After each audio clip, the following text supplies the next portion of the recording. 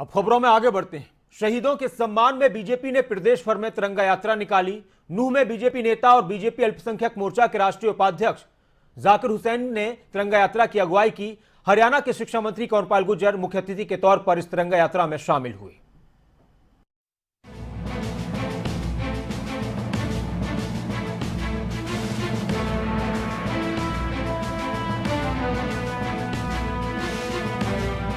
हरियाणा में बीजेपी ने शहीदों के सम्मान में तिरंगा यात्रा का आयोजन किया। पूरे हरियाणा में बीजेपी नेताओं और मंत्रियों ने इन यात्राओं की अगुवाई की।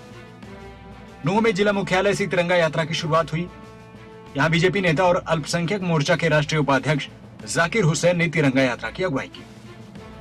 शहीद पार्क खेड़ला में शहीदों को नमन करने के बाद तिरंगा यात्रा की शुरुआत की गई। जामा मस्जिद और गौशाला होते हुए गांधी पार्क में आकर ये यात्रा समाप्त हुई।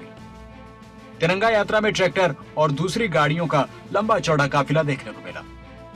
तिरंगा यात्रा का शहर के लोगों ने फूल माला और पुष्प वर्षा कर जगह जगह स्वागत किया।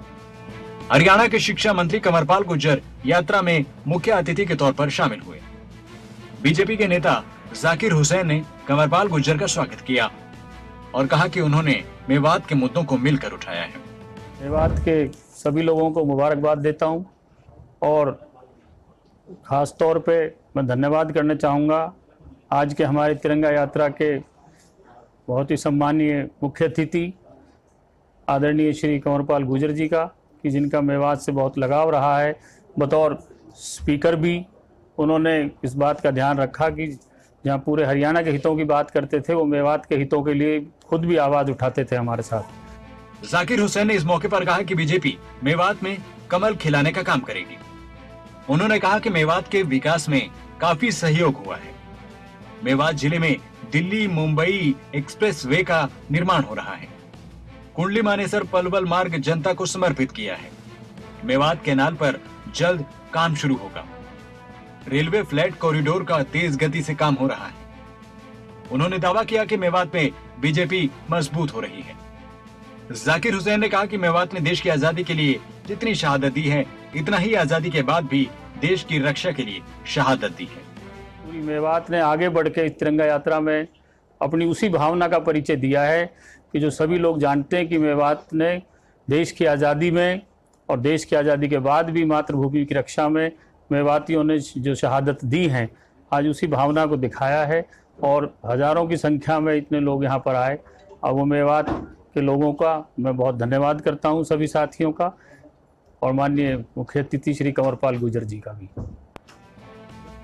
शिक्षा मंत्री कंवरपाल गुर्जर ने कहा कि मेवात जिले में यूनिवर्सिटी, फिरोजपुर छिरका में कॉलेज और पिनगवा कस्बे में गर्ल्स सीनियर सेकेंडरी स्कूल के मामले को प्रमुखता से उठाया जाएगा।